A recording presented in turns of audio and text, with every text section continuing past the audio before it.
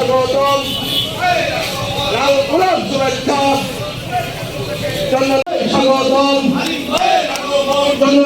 পক্ষ থেকে শহীদ প্রেসিডেন্ট জিয়াউর রহমান চিন্তা করেছিলেন এই যে চাষি ভাই তারা যে চাষ করেন তাদের তো পানির অভাব হয়, যে যে মেশিন দিয়ে যেতে চালু করা হয় তাতে ইলেকট্রিসিটি কস্ট বেশি হয়, চাষিরা সেই খরচ বহন করতে পারে না। সেখানে তিনি খাল খনন প্রচলন করলেন।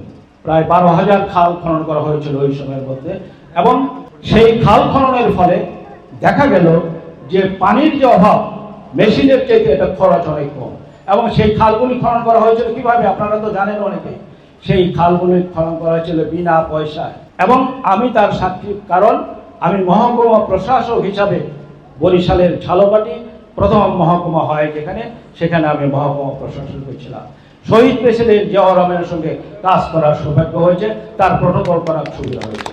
তিনি ধানসিঁড়ি নামক একটি নদী, সেই নদী বালি পড়ে যায়, চারপাশে হাজার হাজার একর জমি শস্য নষ্ট হয়ে যায় খরার জন্য, লবণাক্ত পানির জন্য। সেই খাল আমরা খনন করেছি।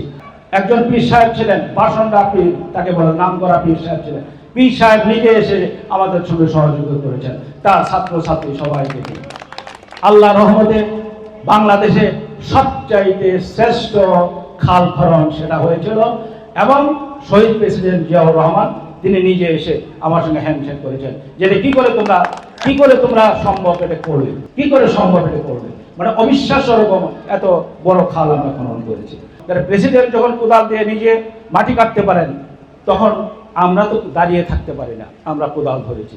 পশ্চিম অঞ্চলে বিভিন্ন জায়গায় নদী ভাঙছে, ভেঙে একাকার হয়েছে, মানুষ গৃহহীন হয়েছে, তাদের খাবার জায়গা নাই, থাকার জায়গা নেই। আপনারা যে দেখেন তাদের কি অবস্থা।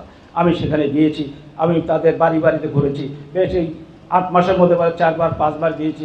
এবং কিছু কিছু কাজ যেখানে না হলেই না হয়, আমি সচিব মহোদয়ের কাছে গেছি, অ্যাডভাইজারদের কাছে গিয়েছি, কিছু সামান্য টাকা, 2-4 কোটি টাকা, এটা কিছুই নয়, ওই এলাকার জন্য এটা 1000 কোটি টাকার দরকার। সুতরাং আমি যে ওটার জন্য কৃতিত্ব তা নিচ্ছি না, কিন্তু আমার হৃদয় কাঁদে। আমি এই মানুষদের জন্য আমার রাতে ঘুম হয় না। এখন বিশ্বাস করেন এখানে মানুষগুলি কী করে বাস করে, এখানে কোনো স্বাস্থ্য কেন্দ্র নাই। মা বোনের যদি প্রসব বেদনা ওঠে তারা কোথায় যায়, এটা আপনার চিন্তা করে দেখেন যে সবাই তো মা বোন রয়েছে, স্বাস্থ্য কেন্দ্র রয়েছে ইসলামপুরে, চিন্তা করা যায়, অন্তর দিয়ে দিল দিয়ে একবার চিন্তা করেন। সুতরাং মানুষের জন্য যদি আমরা চিন্তা করি, আমার ভাইয়ের জন্য, আমার বোনের জন্য, আপন ভাই যেমন চিন্তা করতে হবে, আমার ওই পশ্চিম এলাকা ওই চরের মধ্যে যারা বাস করে তাদের জন্য আমার অন্তর দিয়ে চিন্তা করতে হবে, তাদেরকে ভালোবাসতে হবে। তেমনি ভাই যখন আমি শুনলাম এখানে পূর্ব অঞ্চলেও এমন নদী ভাঙন রয়েছে, 10 আনের নদী, আমি সঙ্গে সঙ্গে বললাম এখানে আমি যাব, যত বাধা বিপত্তি থাক না আমি এখানে যাব। বাধা বিপত্তি কিছু নাই, সবাই তো আমরা নিজের। আর যারা বৃহত্তম একটা দল বিএনপি, সেই তারই সদস্য সবাই। প্রতিযোগিতা আমাদের থাকবে, এখানে নির্বাচন, আমি নির্বাচন করব, নমিনেশন আমার হয়ে যাবে ইনশাল্লাহ, এটা করে চিন্তা করা। কিন্তু বিষয় হচ্ছে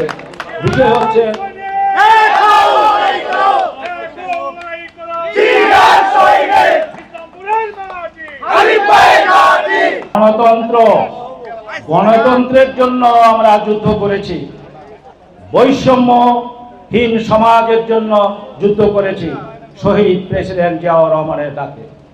সেই বৈষম্য আমাদের দূর করতে হবে, সেই গণতন্ত্রকে কায়েম করতে হবে।